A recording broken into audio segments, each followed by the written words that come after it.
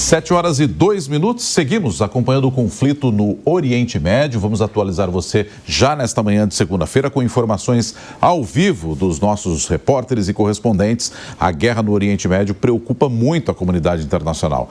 Países asiáticos pedem diálogo no conflito e alertam o impacto global desse conflito. Luca Bassani tem mais informações e detalhes para a gente. Pois não, Luca, bem-vindo de volta.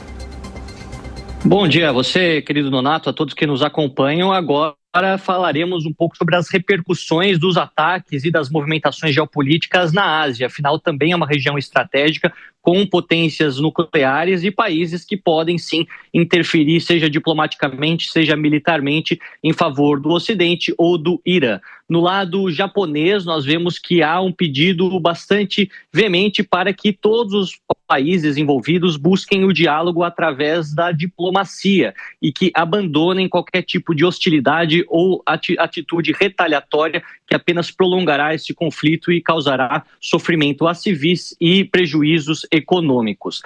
Agora, observando a Coreia do Norte, outro país que muitas vezes é associado ao Irã, a Rússia e a China, a televisão estatal do país disse que a agressão norte-americana é uma violação de todos os acordos do direito internacional e ele pede para que a comunidade internacional justa intervenha a ponto de evitar com que um conflito como esse se repita nessa região, mandando também o apoio ao regime iraniano, a Coreia do Norte, que já fez algumas declarações parecidas durante as últimas semanas, enquanto a guerra ainda estava apenas entre Israel e os iranianos. E, por fim, a China também pede para que haja um momento de desescalada e que ambos os países busquem a diplomacia como uma maneira de resolver o conflito, já que eles preveem que, caso isso continue acontecendo, o risco de transbordar esta guerra a outras regiões do mundo é muito grande. Não podemos esquecer que a China tem atuado diplomaticamente de forma bastante intensa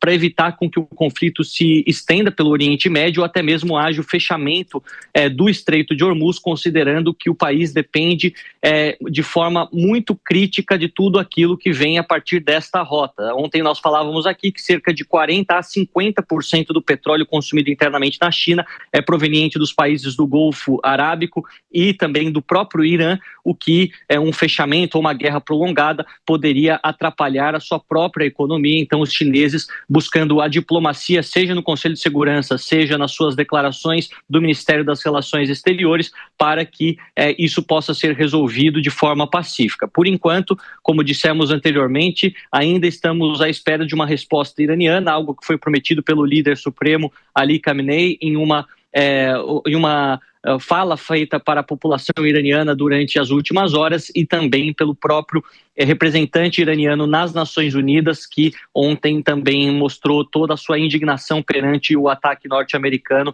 dentro do Conselho de Segurança. Obviamente que ficaremos de plantão, assim como ficamos durante o último final de semana, para mostrar todas as movimentações e tudo aquilo que poderá acontecer como repercussão, inclusive econômica, dentro deste momento bem intenso no Oriente Médio. Muito obrigado, Luca Bassani, trazendo essas informações direto da Europa aqui para a gente. Eu já vou convidar aqui também os nossos comentaristas de hoje, Deise Ciocari e também o professor Marcos Vinícius de Freitas. Ô, Deise, a gente estava esperando mesmo essa manifestação dos líderes assim que houve o ataque americano. O primeiro a se pronunciar foi o britânico Keir Starmer, mas hoje vários outros já se manifestaram. Ontem mesmo tivemos isso. E agora os países asiáticos pedindo mais diálogo. O governo brasileiro também chegou a falar em ataque à soberania do Irã por parte dessa ação dos Estados Unidos. É um momento, né, Deise, em que a gente espera realmente essa manifestação de líderes e a gente tem alguma divisão aí. Alguns apoiando a ação americana por causa do programa nuclear e outros entendendo que é uma violação mesmo, né? Bom dia e bem-vinda. Bom dia, Nonato. Bom dia aos amigos da Jovem Pan, professora Soraya. Então, a gente tem alguns conflitos, inclusive, entre as manifestações dos líderes, né? O presidente Lula teve essa declaração aí um pouco favorável ao Irã, né? Isso já gerou algumas contestações aqui. Na Europa, a gente vê o Macron aí pedindo um pouco de diplomacia, mas a gente vê a Europa perdendo um pouco de força nessa questão da mediação de conflitos, né? Aqui, em relação ao Brasil, a grande preocupação também se refere ao preço do petróleo, porque agora, com essa entrada dos Estados Unidos aí no conflito, a gente deve ver uma consequência muito maior aqui para o Brasil, mas o fato é, e o professor com certeza pode falar muito melhor sobre isso, mas o fato é que o Brasil ele segue errando em relação à diplomacia, né? O Brasil segue deslizando e é muito interessante observar esse caminho que o Brasil vem adotando, porque um dos motes da campanha do presidente Lula e dos grandes objetivos e um dos grandes palanques que fez ele se eleger foi dizer que resgataria essa diplomacia que o Brasil supostamente teria perdido na presidência anterior, né? E agora ele comete esses deslizes consequentemente um atrás do outro, né? Então agora esse apoio aí ao Irã tem sido mais um deslize. O fato é que o Brasil agora com essa entrada, com essa escalada dos Estados Unidos no conflito, ele deve sofrer umas consequências aí bem maiores, principalmente em relação à subida do preço do petróleo, né, Nonato? Professor Marcos Vinícius, enquanto os países asiáticos, então, pedem mais diálogo, né, entre os principais atores, Israel e Irã, nesse domingo tivemos a reunião do Conselho de Segurança da ONU, em que esses vários atores acabam utilizando a visibilidade, né, desse conselho para colocar ali seus pontos de vista, né, seus interesses, mas, de fato, pouco se vê ali uma rodada de negociações, né? Queria que o senhor trouxesse até uma análise da importância desse encontro em meio a esse momento de fragilidade que se encontra o Conselho. É muito difícil na reunião do Conselho você, de fato, conseguir uma deliberação, porque todas as vezes que você tem a questão de Israel envolvida, você tem automaticamente o veto dos Estados Unidos. E com o veto, a discussão não vai adiante nesse processo todo.